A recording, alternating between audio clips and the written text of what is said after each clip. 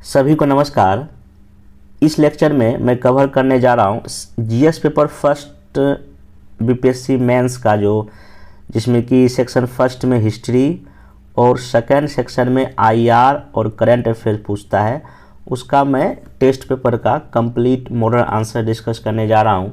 और इस लेक्चर में मैं कोशिश करूँगा कि किस तरह से एग्ज़ाम हॉल में या खुद से अगर कभी घर में बैठ कर आंसर लिख रहे हो जीएस का, तो कैसे उसको हैंडल करें, कैसे उसको सोचें और कैसे जो चीज़ आप सोचते हैं उसको कॉपी पे लिखें। तो इन सब चीज़ों का मैं डिस्कस करूंगा।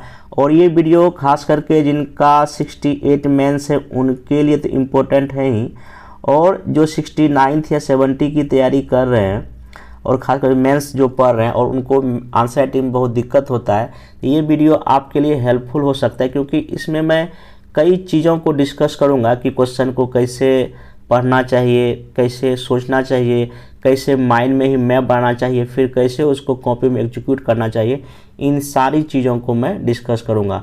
और ये वीडियो उनके लिए ज़्यादा हेल्पफुल है जिनको क्वेश्चन पेपर सामने मिलते ही जो बिल्कुल ही डर जाते हैं कि इसको आखिर कैसे हम हैंडल करें, और कैसे आप आंसर लिखने से पहले ही क्वेश्चन पेपर पे ही एक माइंड मैप बना सकते हैं। इन सब चीज़ों का हम डिस्कस करेंगे। ओवरऑल समझिए कि अगर मैथ्स आंसर राइटिंग में आपको अगर कोई भी दिक्कत है, आपको ये वीडियो काफ़ी हेल्पफुल देने वाला है। और इसमें मैं दोनों चीज़ को कवर किया हूँ, शॉर्ट आंसर भी और लॉन्ग आंसर भी। क्योंकि शॉर्ट आंसर को लेकर काफ़ी अधिक कॉल या मैसेज आता है कि इसको कैसे हैंडल किया जाए, कैसे आखिर 70-80 वर्ड या 100 वर्ड में या 120 वर्ड में शॉर्ट आंसर लिखा जाए। तो इसको भी मैं डिस्कस करूंगा। हालांकि इसके पहले भी मैं कई सारे वीडियो में शॉर्ट क्वेश्चन आंसर लिखने सिखाया हूँ, जिसमें कि आप किसी भी शॉर्ट आंसर को 50 वर्ड में भी लिख सकते हैं, उसी को आप 100 वर्ड में भी लिख सकते हैं, उसी को आप 120 वर्ड में भी लिख सकते हैं। हाँ, लेकिन ये आपके प्रैक्टिस पे डिपेंड करता है। आइए इस वीडियो को शुरू करते हैं। हाँ, जिनको भी इसका पीडीएफ चाहिए नीचे टेलीग्राम का लिंक दिया गया है, वहाँ जाके इसको आप डाउनलोड कर लीजिएगा। तो देखिए, सबसे पहला क्वेश्चन पहले मैं पढ़ के एक बार सुना देता हूँ। देखिए, जब भी कभी आपको कोई भी क्वेश्चन नया मिले तो थोड़ा सा कम से कम क्या करें, मिनिमम 3 बार उस क्वेश्चन को पढ़ें, कम से कम 3 बार। जीएस का 3 बार, बाकी ऐसे में तो आपको 5 बार, 6 बार, 8 बार, 10 बार, क्योंकि उसके सारे की टर्म को तो वहाँ ढूंढना पड़ेगा, क्या ऐसे का थीम है, तो वहाँ तो खैर अलग मामला है। लेकिन यहाँ पे जो है ना, आपको कम से कम 3 बार जीएस के प्रश्न को भी पढ़ना चाहिए। जितना बार प्रश्न को आप पढ़ेंगे उतना ही आपको और भी क्लियर मैसेज आएगा आखिर इसमें हमको क्या लिखना है। तो देखिए, पहला सेक्शन ए में शॉर्ट क्वेश्चन में दिया था पहले में 4 कि गांधी जी का जो सर्वोदय समाज का क्या कॉन्सेप्ट या क्या उनका अवधारणा है ये। तो दूसरा क्वेश्चन था कि बिहार प्रांत के निर्माण में सदन सिन्हा का क्या भूमिका है, क्या रोल है। तीसरा क्वेश्चन था मधुबनी पेंटिंग, और चौथा था बिहार का जलियांवाला हत्याकांड। ये शॉर्ट क्वेश्चन है। अब देखिए, इसमें जो भी शॉर्ट क्वेश्चन है, हमको लगता है कि मैक्सिमम लोगों का ये पढ़ा होगा कि हाँ भाई ये चीज़ हुआ है। अब इसको कैसे लिखेंगे, अगर अभी चूंकि ये एक क्वेश्चन में 1, 2, 3, 4 है, तो मैं चाहूँगा कि चूँकि इसको ना आप टोटल मिला के 400 या 450 वर्ड के आसपास लिखा, मतलब कि एक क्वेश्चन आपको ना 100 वर्ड में आप जा सकते हैं, 100 से लेकर 120 वर्ड में। यहाँ भी आप 100 से लेकर 110 वर्ड में जा सकते हैं। तो 100 के रेंज में आपको यहाँ आंसर लिखना है। आप फिर कैसे लिखा, अब देखिए, ये जो क्वेश्चन आपका गांधी जी का सर्वोदय समाज का जो अवधारणा है, सिंपल इसमें आपको 5-6 की पॉइंट ढूंढना पड़ेगा। हमको इसमें क्या लिखना है। सबसे पहले कि गांधी जी का ये क्या था कॉन्सेप्ट, इसका अवधारणा क्या था, इसमें कौन कौन से की एलिमेंट थे वो लिखना पड़ेगा। फिर जो है ना, इसका जो है ना अभी वर्तमान के टाइम में उसका क्या रिलेवेंस है, आपको ये भी 1-2 बात लिखना पड़ेगा, तभी आपका आंसर क्या होगा, खत्म होगा। आइए देखिए, इसको कैसे आप लिखेंगे कि चीज़ें आपके लिए बेहतर हो। तो इसको मैं दिखाता हूँ यहाँ पे। देखिए, यहीं पे मैं शॉर्ट में ही लिख के लाया हूँ, ज़्यादा मैं लॉन्ग आंसर टाइप का नहीं किया, मतलब शॉर्ट में सारे की पॉइंट लिख दिया हूँ जो कि इम्पोर्टेंट है। तो सिंपल सी बात इसमें क्या है, इसमें और भी बात आप जोड़ सकते हैं। जैसे कि इसमें क्या है, गांधी जी स्वतंत्रता संघर्ष के नायक थे, साथ ही एक विचारक सुधारक की भूमिका में भी थे। सिंपल सी बात, गांधी जी हमारे देश से सिर्फ अंग्रेजों से हमको मुक्ति वो दिलाना नहीं चाहते, बल्कि हमारे देश में जो सामाजिक, आर्थिक और भी जो समस्याएं थे उसको भी दूर करना चाहते। तो आप यही पे भूमिका क्या, शॉर्ट में देखिए कोई भूमिका नहीं होती है। आप सिंपल यहाँ पे थोड़ा सा हाँ, 1-2 आपको कुछ ना कुछ स्टार्टिंग तो करना पड़ेगा ना। सिंपल वही कि गांधी जी स्वतंत्रता संघर्ष के नायक थे, साथ ही साथ भारतीय समाज में या भारतीय समाज को दिशा दिखाने के लिए अपने स्वतंत्रता आंदोलन के दौरान कई उन्होंने जो है ना विचारधारा दिया, जिसको हम वर्तमान परिप्रेक्ष्य में भी देख सकते हैं। अब यहाँ पे सिंपल लिखेंगे सर्वोदय का विचार, मतलब कि ये सर्वोदय का जो विचार उनका था वो बेथम मिल और एक रक्सिन, दो बहुत बड़े विद्वान थे, उन्हीं के विचारों से इनका प्रभावित था, ये दिखा सकते हैं। अब देखिए इसमें मेन थीम क्या था, सभी की उन्नति, दैट मीन्स कि सभी प्रकार की, सभी की उन्नति हो, सभी जितने भी लोग हैं सभी की उन्नति हो और सभी प्रकार से हो,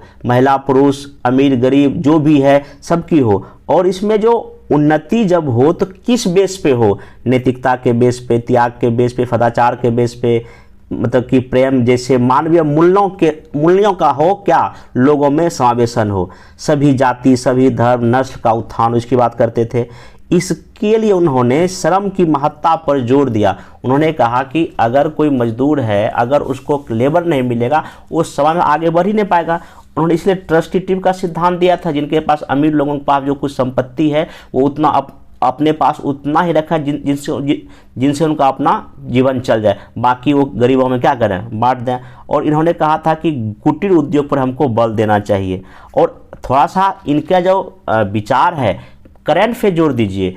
वर्तमान में सरकार, अभी जो नरेंद्र मोदी जी की सरकार केंद्र में है, सबका साथ सबका विकास सबका जो विश्वास जो बोलती है, कहीं ना कहीं ये सर्वोदय से ही है जुड़ा हुआ। और इसके पहले अगर आप जाएंगे, राम मनोहर लोहिया जी हो या जयप्रकाश नारायण जी हो, सबका या विनोबा भावे हो, कहीं ना कहीं उन सब का कॉन्सेप्ट तो आपका सर्वोदय से ही मिलता जुलता है। आप वहाँ भी एक दो बात लिंक कर सकते हैं। इतना आपको कितना मुश्किल से 100 वर्ड में हो जाएगा। तो अब आप यहाँ पे समझ गए होंगे अगर शॉर्ट क्वेश्चन लिखना है तो कौन कौन से पॉइंट को डील करना है। ठीक, अब मैं इसमें दूसरा क्वेश्चन आपको लेता हूँ। दूसरा क्वेश्चन इसमें था कि बिहार प्रांत के निर्माण में फतेहलाल सिन्हा की क्या भूमिका थी। अब देखिए इनकी भूमिका में आप पढ़े हैं, बस इसको अब आपको लाइन देना है। तो सिंपल सी बात है, इनकी भूमिका कैसे एक संगठनकर्ता के रूप में था, कैसे नेतृत्वकर्ता के रूप में था, और इन्होंने बिहार प्रांत को बनाने के लिए कौन कौन सा काम किया, वो आपको यहाँ पे डील करना है। अब यहाँ पे आप देखिए इसमें क्या क्या चीज़ें लिख सकते हैं। शॉर्ट में मैं लिख के लाया, आप इसको डील कर सकते हैं। ध्यान से वीडियो सुन लीजिए, या तो कॉपी निकाल के रखिए, उस कॉपी में सारे बातों को आप लिख लीजिए फ्लो चार्ट में। आप सिंपल लिखेंगे कि 20वीं सदी के शुरुआत में ही जो है ना बंगाल से अलग एक बिहार प्रांत की मांग हुई, क्योंकि ब्रिटिश शासन के दौरान सारी आर्थिक और जो व्यापारिक गतिविधियां बंगाल में ही थी, जिससे कि बिहार में उस तरह का विकास नहीं हो पाया। इसलिए यहाँ के लोगों ने जो एक अलग प्रांत की मांग की। अब सिंपल लिखे, इन बिहार प्रांत के निर्माण में फतेहलाल सिन्हा की भूमिका निम्न रही। आप भूमिका देखिए, सबसे पहली बात इन्होंने क्या किया था, द बिहार टाइम्स एक पत्र निकाला था, किताब साप्ताहिक पत्रिका, ये लिख सकते हैं कब, 1894 में। फिर आगे जाकर इन्होंने एक ब्लूप्रिंट तैयार किया कि हम कैसे बिहार को अलग करें। फिर 1906 में एक लेख लिखा, partition of Bengal and liberation of Bihar, तो ये एक लेख लिखा, ये भी इनका बड़ा रोल है। फिर आगे जाके इन्होंने संगठन बनाया और उस संगठन में राजेंद्र प्रसाद, महेश नारायण और भी लोगों को शामिल किया, और भी कुछ पत्र पत्रिकाएं लिखा, सरकार से बातचीत किया, लोगों को जागरूक किया। ये इनका मेनली काम था। हालांकि इसमें और भी लोग थे, लेकिन इनका ज़्यादा कुछ रोल था। और फिर जब 1911 में जब दिल्ली दरबार लगा तो ये लोग थे, एक और दो लोग थे, मिलकर राज्यपाल से मिले और ज्ञापन सौंपा, तब जाके बिहार इससे क्या हुआ, बंगाल से अलग हुआ। आप इतना बात जो है मेरे ख्याल से 100 वर्ड के अंदर भी जो है ना खींच सकते हैं, लेकिन हाँ ये प्रैक्टिस पे होगा, चीज़ें आपको करनी पड़ेगी।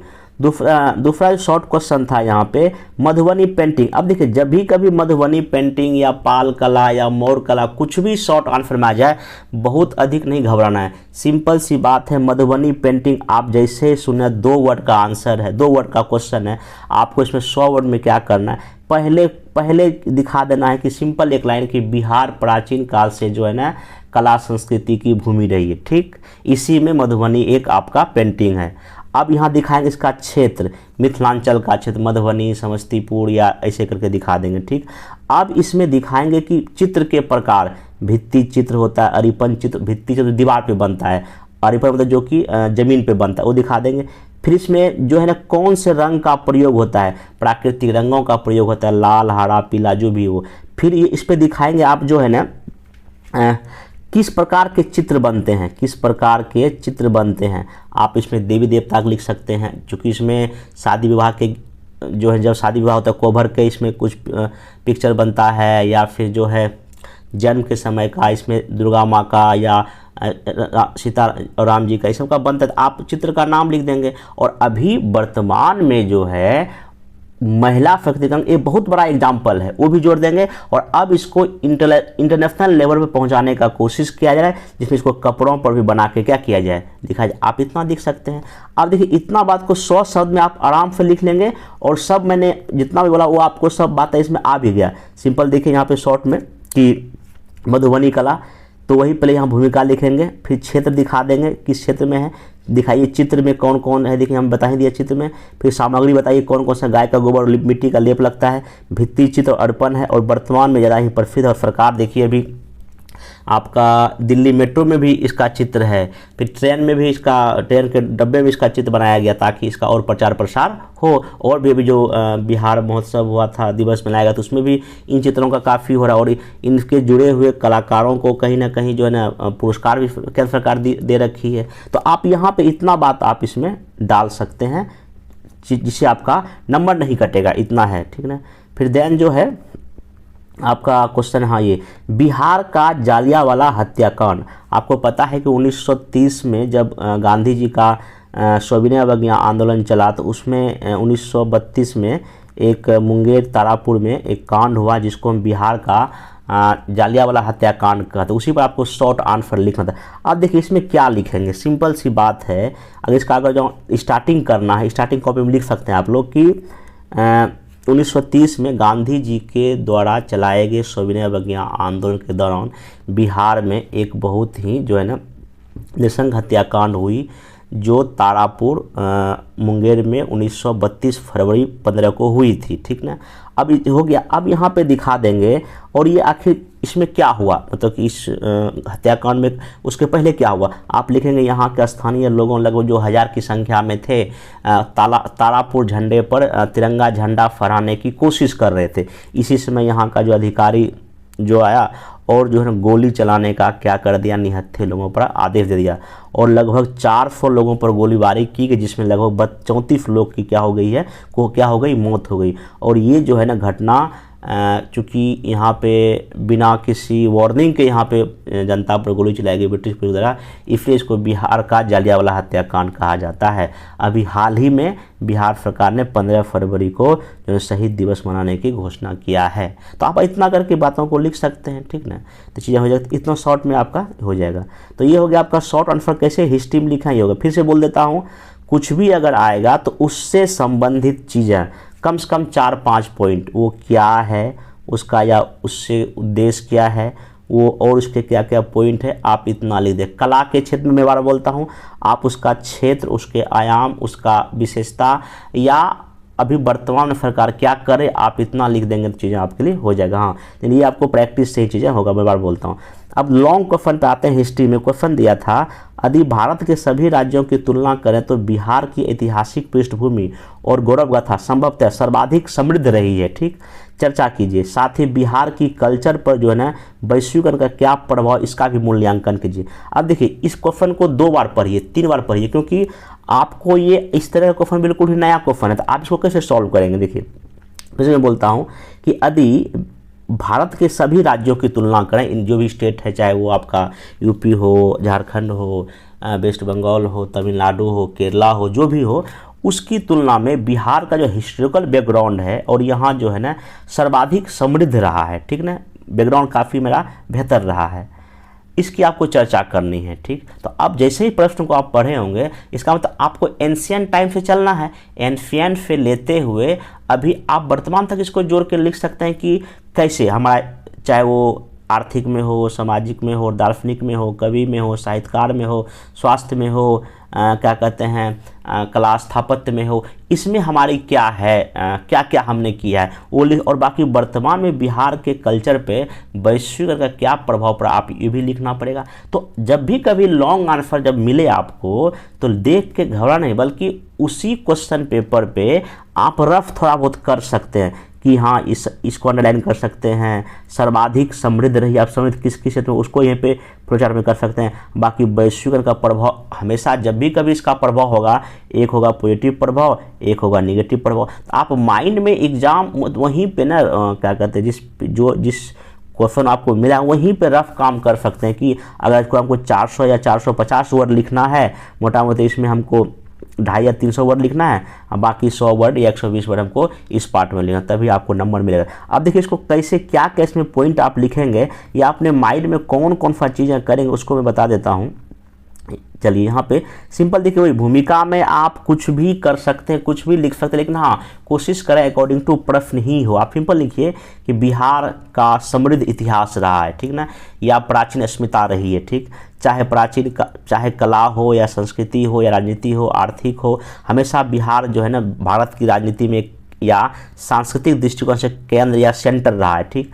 चाहे मगध हो, साम्राज्य हो, महात्मा बुद्ध, जैन धर्म हो, चंद्रगुप्त हो, या आगे जाके पाल कला हो, मधुबनी कला हो, गांधी जी की जो है ना कहीं एक कर्मभूमि रही हो, इन सब दृष्टिकोण से बिहार जो है ना, बिहार की जो ऐतिहासिक पृष्ठभूमि जो है ना एक गौरवशाली है। ऐसे करके अब यहाँ पे लिखेंगे कि आप कहाँ कहाँ हम इसका समृद्ध इतिहास देखते हैं। यहाँ में देखिए वो सारा फ्लो चार्ट बना दिया हूँ, आप इसी फ्लो चार्ट को अगर डील कर देंगे तो आंसर बहुत ही अच्छा हो जाएगा। सिंपल आप दिखाइए पहले राजनीतिक जो इतिहास मेरा है, जिसमें कि मगध का साम्राज्य दिखाइए, मौर्य वंश दिखाइए, और अशोक के द्वारा किए गए कार्यों को दिखाइए। जब पूरी दुनिया में साम्राज्य विस्तार का दौर चल रहा था रोमन साम्राज्य में, उस समय अशोक एक ऐसा राजा जो कि कलिंग विजय के बाद उसका धर्म परिवर्तन होगा और वो शांति की मार्ग पे चल पड़ता है। ऐसा इतिहास में एग्जाम्पल बहुत ही कम देखने को मिलता है, इसलिए अशोक क्या है, महान है।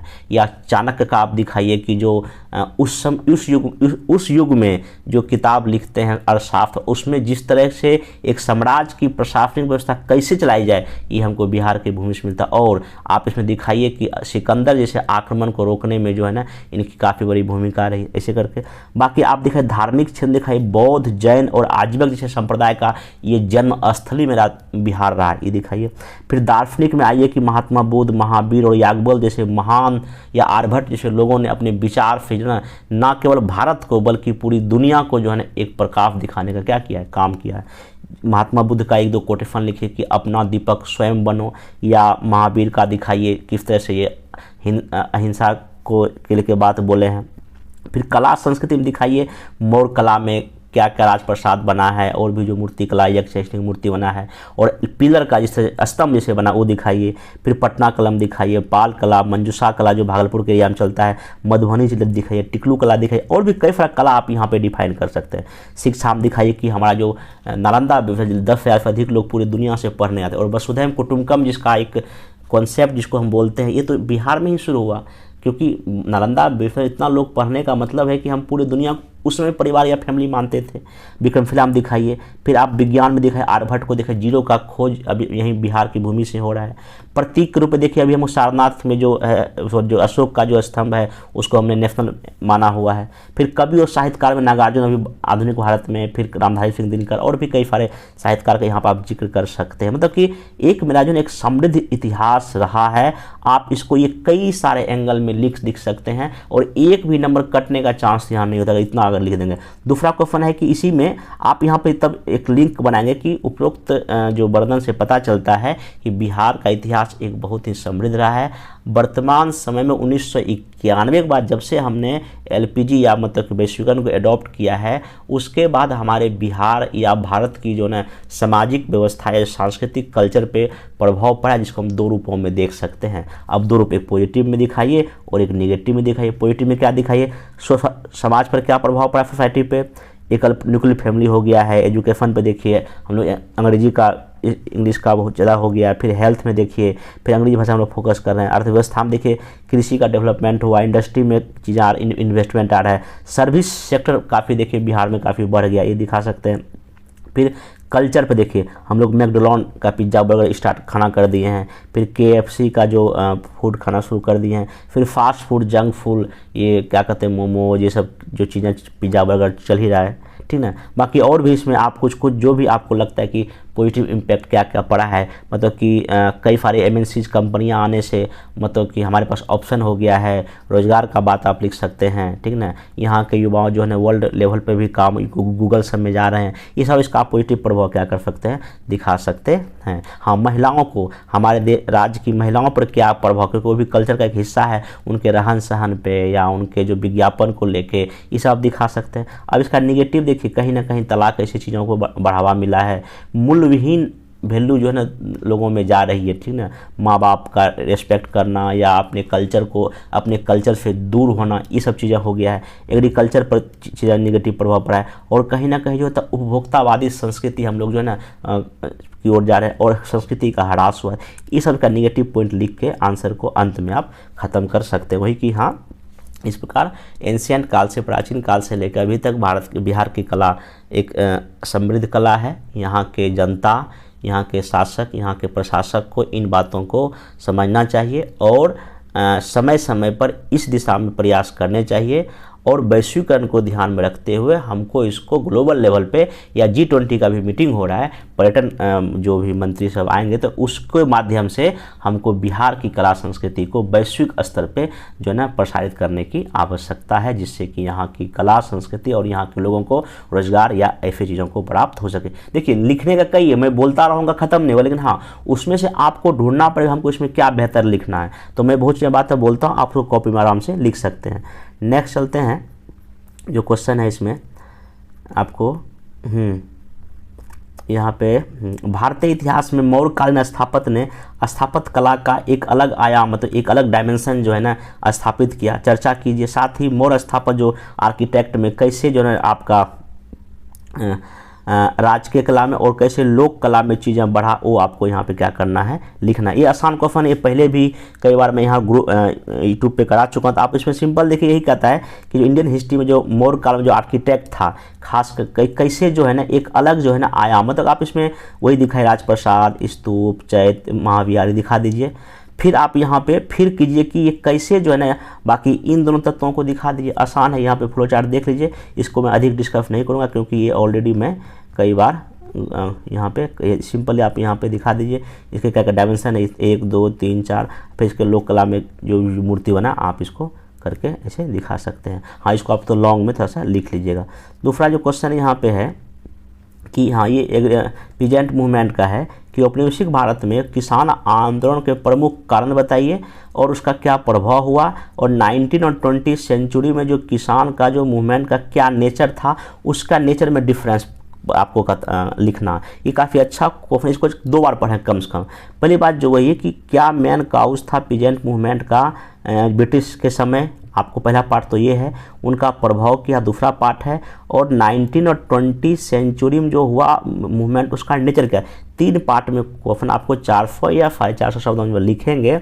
आप सिंपल जो है ना, पहली बात तो आपका जो है ना किसान जो प्रमुख जो कारण है अपने उसको दिखाएंगे, उसका प्रभाव। यहाँ पाइए, इसको आप कैसे इसको चीज़ों को लिख सकते हैं। पहले थोड़ा सा आपको ना जो भी यहाँ पे मूवमेंट होता है किसान का, जैसे कि यहाँ पे वही स्टार्टिंग की ब्रिटिश साम्राज्य की स्थापना के साथ ही उनकी जो आपका लैंड रेवेन्यू सिस्टम जो कहीं ना कहीं जो शोषणकारी के खिलाफ हमारे यहाँ जो है ना किसान जो है ना उनके खिलाफ क्या है कई तरह के विद्रोह करते हैं। प्रमुख जो पीजेंट मूवमेंट दिखाइए, 57 में दक्कन का होता है, 57 विद्रोह दिखाइए, फिर दक्कन का विद्रोह दिखाइए, फिर नील विद्रोह दिखाइए, पवना विद्रोह दिखाइए, फिर 1957 चंपारण, खैरा, मोपला, बकास्त, और 1936 में जो अखिल भारतीय किसान सभा, फिर तेभागा दिखाइए। और बगल में यहाँ पे मैप बनाए कि कौन कौन सा कहाँ प्रमुख जो है ना आपका, क्योंकि मैप से चीज़ें आपके और क्लियर कर सकते हैं।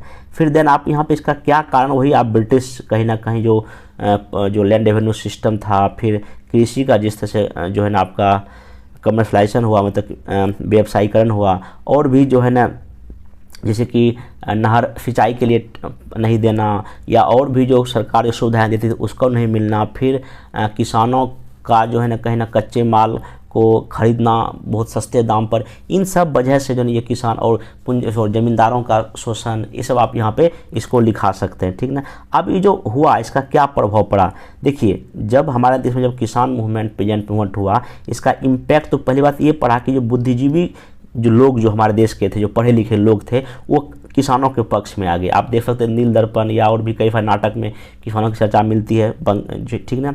फिर आप कई तरह के आयोग का गठन खुद जो है ना ब्रिटिश सरकार करती है किसानों की समस्या को सॉल्व करने के लिए, और किसान जो है ना, जो पीजेंट जो है ना हमारे देश में अब राजनीति के केंद्र में आ गए। 1917 के देखिए खुद गांधी जी किसान के मुद्दे पे जा रहे हैं। फिर 1936 में देखिए खुद ऑल इंडिया जो है ना पीजेंट मूवमेंट सभा बन जाता है। तो कहीं ना कहीं जो है ना प्रभाव यही पड़ा कि किसानों के मुद्दे को जो है ना अब नेशनल लेवल पे उठाना शुरू हो गया। और भारतीय जो किसान आंदोलन देखिए, नेहरू जी हो या गांधी जी हो, ये सब बड़े बड़े नेशनल लेवल के नेता भी किसान मूवमेंट से जो है अच्छे से जुड़े और किसान मूवमेंट को सफल बनाने का क्या किया, प्रयास किया। इसका प्रभाव देखिए। अब यहाँ अंतर देखिए दोनों में, चूँकि देखिए 19 और 20 सेंचुरी में क्या डिफरेंस था दोनों के नेचर में। देखिए आप जब भी कभी ऐसे प्रश्न को लिखें, ऐसे बीच में लाइन खींचें, अब दिखाइए कि आप किस किस आधार पे जो है अंतर करने जा रहे हैं। एक तो उसका नेचर देखिए, स्थानीय 19 सेंचुरी का जो भी पीजेंट मूवमेंट था किसान, वो उसमें ना आपका स्थानीय मुद्दे होते थे, जैसे पवना विद्रोह हो या कुछ भी,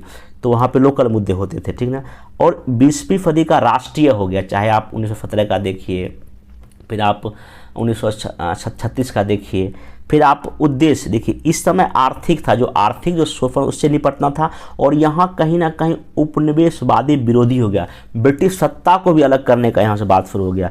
फिर यहाँ मेनली जो नेता बने यहाँ किसान ही बने, लोकल लेवल किसान बने। आप तो यहाँ पे एग्जाम्पल भी दे सकते हैं, लेकिन यहाँ पे नेशनल लेवल नेता किसान के क्या बन गए, नेता बन गए। फिर यहाँ का जो है ना, जो अगर जो सीमा देखा जाए क्या इसका लिमिटेशन है, ये क्षेत्रीय स्तर पे ही रहा, जैसे पवना विद्रोह है या कोल हो, जो भी है लोकल लेवल पे ही रहा। और यहाँ इसमें जो है ना कभी कभी जो है ना आपको देखिएगा कि किसान मूवमेंट में कांग्रेस कभी कभी जो है ना किसान मूवमेंट से दूरी बना लेती है, ये भी कहीं कहीं देखने को मिलता है। बाकी यहाँ पे 19 सेंचुरी का जो पीजेंट मूवमेंट था, उसमें उपनिवेशवाद के प्रति जो समझ थी वो सीमित था, लेकिन यहाँ व्यापक हो गया।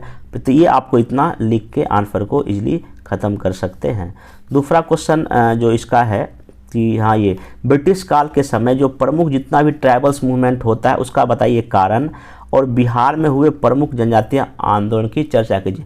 सिंपल क्वेश्चन है, बस इसमें वही कारण आर्थिक, सामाजिक, राजनीतिक, धार्मिक और तत्कालिक एग्जाम्पल देते हुए लिख सकते हैं। बाकी इसमें जितना भी बिहार में बिरसा या संथाल, कोल हो सब होता है, उसको विद्रोह को दिखा सकते हैं आराम से। यहाँ पे इसको फ्लोचार्ट देख लीजिए। क्वेश्चन बहुत ही आसान है, जो क्वेश्चन आसान है अब उसको ज़्यादा मैं डिस्कस नहीं करूँगा, क्योंकि ऑलरेडी इस ग्रुप अपने यूट्यूब पर मैं काफ़ी सारे इस तरह का चीज़ मैं डिस्कस कर दिया। हाँ, ये ध्यान रखिएगा, ऐसे प्रश्न आप आराम से मैप बना सकते हैं।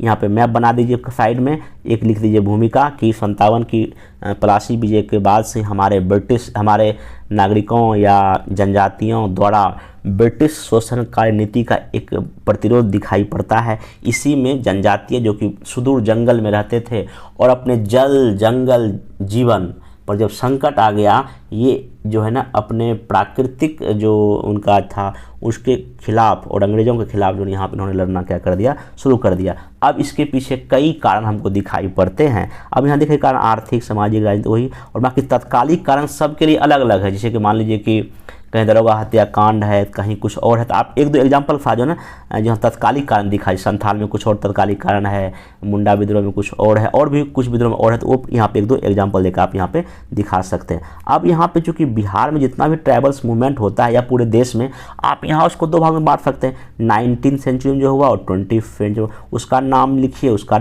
उसमें कुछ कौन कौन नेता थे उसको जिक्र करते हुए आप आंसर को आराम से ख़त्म कर सकते हैं। अब करंट अफेयर्स का आइए पहले शॉर्ट आंसर देख लेते हैं। इसमें तो कुछ मैं दिया था, इस बार का जो बजट पेश हुआ है केंद्र सरकार, उसी का मैं एक दिया था कि अमृत धरोहर क्या है, नमस्ते योजना क्या है, और भारत द्वारा जो आतंकवाद के जो फंडिंग के लिए क्या पहल कर रही है, और न्यू स्टार्ट ट्रीटी, ये सारा पॉइंट काफ़ी चर्चा में रहा था। तो करंट भी ऐसे ही शॉर्ट में पूछने का चांस है। देखिए जब भी कभी कोई स्कीम पूछे तो आपको स्कीम में क्या कर सकते हैं, शॉर्ट आंसर स्कीम में आपको ज़्यादा स्कोप लिखने का नहीं होता है। देखिए अगर ये अमृत धरोहर है, अगर आपको सिंपल इसमें क्या करना है, ये कब शुरू हुआ, ये 2023-24 में केंद्रीय बजट में घोषणा किया गया। इसका उद्देश्य क्या है? उद्देश्य है कि जो भी जलीय जैव विविधता बायोडाइवर्सिटी है, खास करके जो आर्द्र भूमि जो है मेरा जो है ना, उसको रक्षा करने के लिए लाया गया है। ये आपको पता है कि इस बार के बजट में एक सप्तऋषि नाम का कॉन्सेप्ट है, 7 जो हमने फोकस किया, उसमें एक जो है ना ग्रीन डेवलपमेंट है, हरित विकास है। हरित विकास के तहत ही ये अमृत धरोहर स्कीम लाया गया है। इसकी विशेषता क्या? अगले 3 साल तक चलेगा। स्थानीय समुदाय पर फोकस किया गया, पर्यटन को बढ़ावा देने की बात किया गया है, और कहीं ना कहीं जो कार्बन कैप्चर का जो कॉन्सेप्ट है, क्योंकि ये सब बढ़ा के हम कार्बन को एब्जॉर्ब भी कर सकते हैं। और आपको पता है रामसर जो एक समय है उसमें इंडिया के अभी 75 जो है ना जगह है, तो आप उसको कहीं ना कहीं बचाने का प्रयास है इसके जरिए। और उसके बाद हम चूंकि 2070 तक पंचामृत का कॉन्सेप्ट लिए हुए हैं और नेट जीरो का कॉन्सेप्ट हमने लिया हो, तो कहीं ना कहीं इसमें आपको ये मदद करेगा। अब देखिए इसको लिखने में 100 वर्ड से अधिक नहीं जाएगा। तो ये जो लेक्चर हो रहा है इसमें अब आपको पता चल गया होगा कि क्या लिखना। कई लोगों को यही नहीं पता होता कि शॉर्ट आंसर में लिखना क्या है और क्या नहीं लिखना। सब लिख के लगभग 2 पेज तक तो वही लिख देते हैं। अब 2 पेज आप शॉर्ट आंसर लिखिएगा तो बाकी का आपको टाइम तो मिलेगा, इसी में आपका रिजल्ट नहीं होना है। तो इन सब चीज़ों को आपको फोकस करना पड़ेगा। दूसरा जो क्वेश्चन था यहीं पर मैं दिखा देता हूँ, इसमें जो कि जो क्या लिखना था, हाँ नमस्ते। अब नमस्ते देखिए ये भी एक योजना है जिसमें सिंपल आप क्या लिखना है कि शहरी भारत में जो भी स्वच्छता कर्मचारी जो सफाई का काम करते हैं उनकी सेफ्टी या सुरक्षा के लिए और सम्मान के लिए और उनकी आजीविका के लिए स्कीम लाया गया है। 2022 से लाया गया है और ये सामाजिक न्याय और जो शहरी मंत्रालय दोनों मिल के ये स्कीम लाई है। और इसका उद्देश्य ये कि सीवर वर्कर जितने भी उसकी पहचान करना, उनको पीपीई किट देना, उनके सुरक्षा उपलब्ध करना और आजीविका करना। और ये कहीं ना कहीं इनके लिए जो सामाजिक विकास समाज विकास की प्रक्रिया में एक बड़ा आपका कार्यक्रम है। आप इतना भी चीज़ों को लिख सकते हैं। फिर एक और क्वेश्चन था इसमें जो न्यू स्टार्ट फंड, देखिए ये न्यू स्टार्ट फंड ना 2011 में ये एग्रीमेंट हुआ था। ये इंडिया बोलता हूँ, अमेरिका और रशिया के बीच में। इसमें सिंपल जो भी दोनों के बीच जो भी आक्रमणकारी हथियार है, चाहे जो मिसाइल है या जो कुछ भी है, उसको वो कम करेंगे और एक दूसरे को सूचना आदान प्रदान करेंगे। तो अभी चूंकि रशिया और यूक्रेन लड़ाई हो रहा है, इससे अमेरिका ने कहा है कि नहीं हम इस अभी संधि में कुछ बातों को नहीं मानेंगे, इसलिए चर्चा में रहा था। आप इसको देख सकते हैं। बाकी दूसरा क्वेश्चन था कि जो टेरर फंडिंग होता है पूरे दुनिया में, आतंकवाद क्यों इतना फैलता है, क्योंकि उसको कोई ना कोई फंडिंग करता है। तो टेरर फंडिंग पर भी इंडिया में एक मीटिंग हुआ था, ठीक है, उसका नाम था नो मनी फॉर टेरर नाम का। अभी तीसरा समिट हुआ था, मतलब कब 18 नवंबर 2022 को, इसलिए काफ़ी चर्चा में आती है। देखिए इसमें क्या लिखे सिंपल कि इंडिया हमेशा जीरो टॉलरेंस की पॉलिसी आतंकवाद पे लेके चलता है। यूएन सुरक्षा परिषद 2022 में एक समझौता एक जो है ना ड्राफ्ट पेश किया है भारत की आतंकवादी फंडिंग ना हो, ठीक। फिर दिल्ली में इंटरपोल की बैठक हुआ जिसमें भी भारत ने काफ़ी जोर देकर कहा कि जो टेरर फंडिंग रोका जाए। और अक्टूबर 2022 में दिल्ली घोषणा पत्र भी जारी हुआ है इसके लिए। और 18 नवंबर 2022 को दिल्ली में no money for terror meeting भी होती है। ये अलग से क्वेश्चन पूछ रहा था कि नो मनी फॉर टेरर क्या है शॉर्ट में, इसको आप गूगल में एक बार सर्च करके देख लीजिएगा। तो आप इतना लिखें तो आपका आराम से इसमें हो जाएगा। बाकी करंट अफेयर्स या आईआर में जो लॉन्ग क्वेश्चन में दिया था उसको देख लेते हैं। हालांकि मैं ये जब आईआर का जो लेक्चर लिया हूँ एक कंप्लीट, उसमें मैं इसको जब कवर किया हूँ। क्वेश्चन ये कि भारत जापान के संबंध अभी जो रीजनल और जो वैचारिक मुद्दे पर विवाद है ही नहीं। मतलब अभी अगर देखा जाए पूरी दुनिया में भारत का संबंध किसके साथ बिना किसी विवाद का है, वो आपको लगेगा एक देश जापान है, जहाँ पे कहीं मतलब विवाद बहुत ही कम है, मतलब है ही नहीं। अमेरिका के साथ कुछ है, रशिया के साथ भी कुछ है, चीन के साथ तो बहुत सारा है, मतलब आपको और भी देशों के साथ, लेकिन ये एक ऐसा देश है जहाँ अपने को बहुत ही कम विवाद है, ठीक ना। तो यह संबंधों को गहरा और करने और विश्व के अग्रणी देशों में उभरने के लिए एक स्थान प्रोवाइड करता है। इसकी आपको विस्तार से चर्चा करनी है। आपको फर्क सिंपल डिमांड यही है कि कोई विवाद आप दिखा देंगे स्टार्टिंग में कि भारत और जापान जो है ना एंशिएंट काल से ही कहीं ना कहीं एक जुड़ाव वाला देश रहा है। एक वैल्यू शेयर हम लोग करते हैं, चाहे वो लोकतांत्रिक वैल्यू हो या महात्मा बुद्ध का दिखा सकते हैं। और आप लिखेंगे सेकेंड वर्ल्ड वॉर के बाद जब जापान जो है उठ के खड़ा हुआ, तब से लेके जो है ना कहीं ये एशियाई दोनों देश जो है ना एक दूसरे को सहयोग और पूरे दुनिया में शांति के लिए प्रयास है। तो अब इसमें लिखेंगे कि आखिर क्यों ये इतना गहरा है। आप उसके हर एक आर्थिक, रक्षा, डिफेंस सारे संबंध को दिखा के आंसर को आप ख़त्म कर सकते हैं। अब इसमें देखिए क्या लिखा किया जाए, फ्लो चार्ट में यहाँ पे बता देता हूँ। हाँ सिंपल वही कि स्टार्टिंग जो बताया वही लिख दीजिएगा, ठीक ना। फिर यहाँ पे संबंधों को गहरा करने का कारक क्या है, साझा मूल्य है, लोकतांत्रिक है, रक्षा डिफेंस सहयोग है, G4 में लोग यूएनओ में सुरक्षा परिषद में अस्थायी सदस्यता के लिए लोग मीटिंग किया, ग्रुप बनाया हुआ है, 2+2 वार्ता होता है, समुद्री सुरक्षा जो इंडो पैसिफिक की बात है, ऊर्जा सुरक्षा में सहयोग है, आर्थिक सहयोग है, मार्च 2023 में PM जापान के PM इंडिया आए थे, और G20 के, क्वाड के और इंडो पैसिफिक के ये दोनों बहुत बड़ा फैक्टर हैं। बाकी अब इसलिए इतना रिश्ता गहरा है। अब आगे क्या और अच्छा करने के लिए करना चाहिए, पहले बात इंडो पैसिफिक क्षेत्र में जो है ना जो दूसरे जो गैर नियम आधारित जो चलाने की कोशिश करते उसको रोकना चाहिए।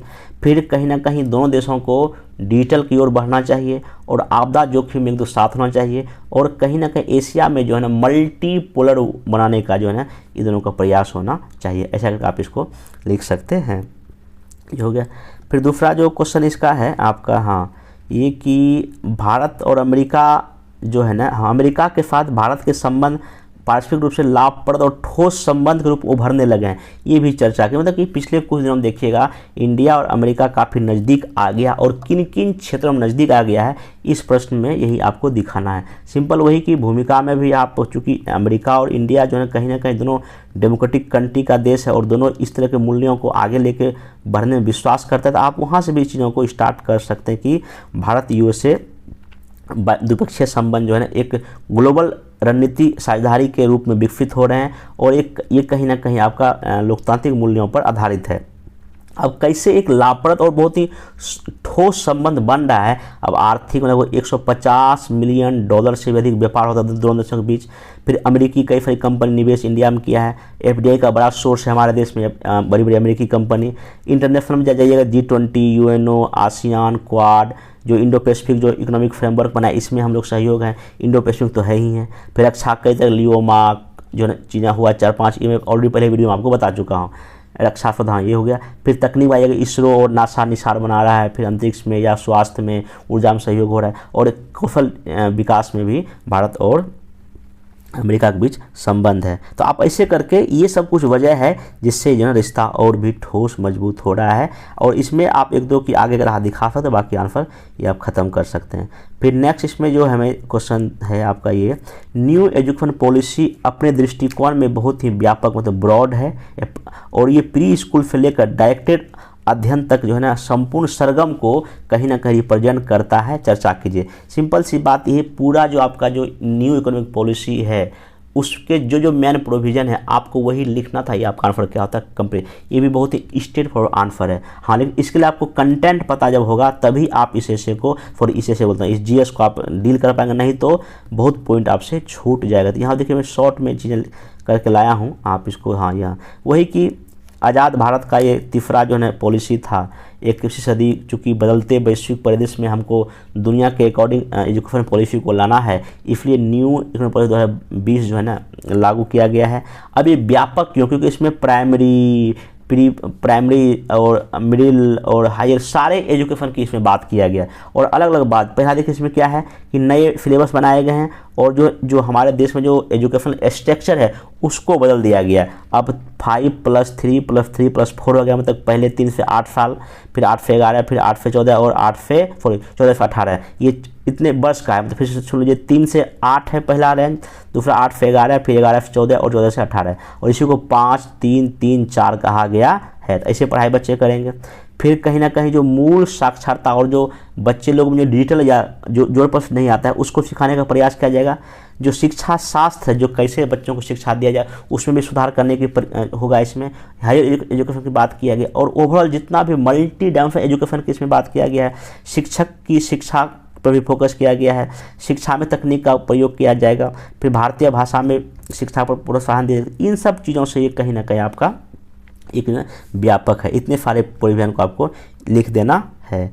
फिर जो इसका अगला जो क्वेश्चन, हाँ, ये काफ़ी अभी चर्चा में क्वेश्चन रहा था कि एनकाउंटर की बढ़ती सामाजिक स्वीकृति कमजोर न्याय प्रक्रिया का परिणाम है, आपको इसका जो है ना व्याख्या करना है। तो सिंपल यहाँ पे अभी हाल में जो भी एनकाउंटर हुआ वो दिखाना है। एनकाउंटर क्या होता है, इसका कहाँ से पावर और सोर्स मिलता है, और कैसे हमारी न्यायिक प्रक्रिया कमज़ोर करता है, ये आप यहाँ पे दिखा सकते हैं। तो सिंपल यहाँ पे देखिए लास्ट में इसका होगा, हाँ, ये सिंपल कि संविधान भारत को न्याय व्यवस्था वाला देश घोषित करता है और जिसमें कि अपराधियों को सजा सिर्फ न्यायालय ही दे सकती है। परंतु पिछले कुछ समय में पुलिस इनकाउंटर की कई मामले देखने को मिला। आप जैसे कि अफद अहमद का मामला था, विकास दुबे यूपी का मामला है, फिर हैदराबाद में एक लड़की का रेप हो गया था, उसका इनकाउंटर किया गया। ये कुछ घटना है। अभी हाल फिलहाल कल परसों यूपी में भी एक का हुआ, तो आप वो भी अगर होगा तो जिक्र कर सकते हैं। अब ये जो इनकाउंटर है जो कि पुलिस प्रशासन पर कई तरह के सवाल खड़ा करती है। हालांकि आर्टिकल 21 हमारे देश का क्या कहता है, जीवन की स्वतंत्रता जो है ना किसी विकट परिस्थिति में ही हम किसी से छीन सकते हैं या कानून के द्वारा ही, अगर कानून का उल्लंघन करेगा तभी किसी व्यक्ति का हम जीवन छीन सकते हैं, अन्यथा हमको कोई अधिकार नहीं है। उसी तरह जो ना आपका आपराधिक जो एक कोड है CRPC की जो धारा है उसका 46(2) और 3 सिंपल ये कहता है अगर कोई आरोपी है उसको FIR दर्ज हो गया है और आरोप दर्ज है, ठीक ना, और उस आरोप जो दर्ज हुआ उसमें मृत्युदंड या उम्र कैद का अगर सजा होने का प्रावधान है, तो यहाँ पे एक कानून कहता है कि जो है अगर इस अपराधी को पुलिस पकड़ने जाती है और अपराधी पुलिस पे कुछ अगर जो रिएक्शन करता है तब पुलिस यहाँ पे अपने सेल्फ डिफेंस के लिए यहाँ पे अपना वो फायरिंग कर सकता है। ये पहला है। दूसरा जो अफसा जो है जो 1958 के तहत जो नॉर्थ ईस्ट राज्यों में लगता है, तो इसमें एक धारा 4 है। इसमें कहा गया है कि जहां ये अफसा कानून लगा है अगर वहां अगर जब पब्लिक ऑर्डर में अगर कोई बाधा डालता है कोई वहाँ के लोकल लोग, तो पुलिस जो है ना वहाँ पे गोली चला सकती है। ये दो आप ना एक जो वैधानिक कह सकते हैं जहाँ पे थोड़ा बहुत जो है ना किसी लोगों का जान लेने का ना पता चलता है, ठीक ना। इनकाउंटर का कहीं कोई कॉन्सेप्ट बहुत बड़ा निकल के सामने नहीं आता है। हाँ, अब यहाँ पे ये इनकाउंटर भी क्यों हो रहे हैं, क्योंकि हमारे देश की न्यायिक प्रक्रिया बहुत ही लंबी है। एक केस 30 साल के बाद सॉल्व होता है। अब इतनी लंबी न्याय प्रक्रिया होगी तो पुलिस को भी लगता है यार अगर हम जज के सामने पेश भी कर देंगे, इतनी लंबी प्रक्रिया हमारे देश की, इसको सजा लगता है 10 साल लग जाएगा, इसलिए इसको जो है ना इनकाउंटर से मार दिए। पहला बात ये। दूसरा, जनता का समर्थन हासिल होता है, क्योंकि अभी जो भी घटना हुआ आप देखेंगे जनता में लगता है नहीं ठीक है जो अपराधी मर गया तो ठीक है, ऐसा जनता भी उत्साह बढ़ता है। लेकिन एक हमारे लिए लोकतंत्र के लिए खतरा, ये भी आप ध्यान रखिएगा। फिर सरकार की कहीं ना कहीं इसमें मौन सहमति होती है, चाहे जो भी इनकाउंटर हो। ये हालांकि आपको खुल के नहीं कहना होता है, लेकिन फिर भी हाँ कहीं ना कहीं चीज़ें ये ऐसा देखने को मिलता है। अब यहाँ पे बड़ा बात है कि कानून का इसमें प्रश्न क्या उठता है, इनकाउंटर के केस में न्याय का सिद्धांत पूरी तरह विफल होता है। क्योंकि न्याय का सिद्धांत ये कहता है कोई अगर अपराधी है उसको अपनी बात कहने का मौका जज के सामने मिलना ही चाहिए। हमारे देश में जब बम्बई पे हमला हुआ था तो अजमल कसाब को भी कोर्ट में न बोलने का मौका दिया गया था। तो कितना भी बड़ा अपराधी क्यों नहीं हो, उसको बोलने का जो है ना कहीं अपने पक्ष रखने का अधिकार न्याय का सिद्धांत का सबसे बड़ा पक्ष है, ठीक ना। और ये कहीं ना कहीं विफल हो जाता है, क्योंकि इनकाउंटर में तो अपराधी मारा ही चला गया, अपना देगा बयान। फिर आम जनमानस में उत्साह, क्योंकि अपराधी जो है ना मारे चले गए। और इससे एक चीज़ क्या होता है नेगेटिव इम्पैक्ट, कि भीड़ द्वारा न्याय को प्रोत्साहन विषय मिलता है। कहीं आप जानते हैं मॉब लिंचिंग हमारे देश में कई घटनाएं हुई जहाँ पे भीड़ ने लोगों को हत्या कर दी। ऐसी घटनाओं से लोगों के मन में अरे यार पुलिस भी मारता है चलो हम भी मार देते हैं। ये कहीं ना कहीं लोकतंत्र के लिए बहुत ही खतरा हो सकता है। प्रभाव वही कि समाज और प्रशासन पर प्रभाव पड़ता है, निगेटिव पढ़ सकता है, पॉजिटिव भी पढ़ सकता है। मानवाधिकार का कहीं ना कहीं उल्लंघन होता है, क्योंकि हर एक इंसान को जीने का अधिकार है। और कहीं ना कभी अगर ऐसा अगर हो तो राष्ट्र सुरक्षा पर भी कुछ ना कुछ खतरा हो सकता है। बाकी इसका समाधान ये है कि न्याय प्रक्रिया को बहुत फास्ट कीजिए, देश का होना चाहिए। और बाकी कानून व्यवस्था का पालन हर एक जगह होना चाहिए। और पुलिस कभी भी जो है ना अपने स्वार्थ के लिए या सरकार अपने फायदे के लिए ऐसे इनकाउंटर को नहीं करे। और इसका एक अगर ऐसा कभी हो जाए तो पुलिस या जो न्यायालय जो है इसकी समक्ष जांच कर सकता है। तो ठीक ना, ये हो गया। तो ये आपका मैं पूरा का पूरा जो भी क्वेश्चन था इसको मैं डिस्कस किया। और उम्मीद है कि जो भी मैं डिस्कस आप लोग को किया हूँ टू द पॉइंट किया हूँ, कैसे जीएस के आंसर को लिखा जाए मैं कोशिश किया हूँ। जिनका 68 है 69 या आगे एग्जाम देंगे मेंस का, उनके लिए वीडियो काफ़ी हेल्पफुल है, वीडियो देख लीजिए। बाकी 68 जिनका है तो एक दो वीडियो और अगर होगा तो कुछ ला दूंगा। बाकी जिनका 68 है अच्छे से अभी बचे हुए दिन में रिवाइज कर लें, उसको देने जाएँ। बाकी जिनका 69 है वो मेंस आंसर राइटिंग करें, साथ ही साथ जो है पीटी भी, और पीटी मतलब मैथ दोनों पर हैं। अभी जिनका 69 है उनको ये चाहिए कि कम से कम अपने पूरे टाइम का 60% दें मेंस में, बाकी 40% दें पीटी में। हाँ, बाकी जब 15 जून आ जाएगा, 1 जुलाई आ जाएगा, तो उसके बाद आप फिर पीटी में हो जाइएगा। तो बाकी इसको कीजिए। तो हम लोग अब मिलेंगे नेक्स्ट वीडियो में। Thank you.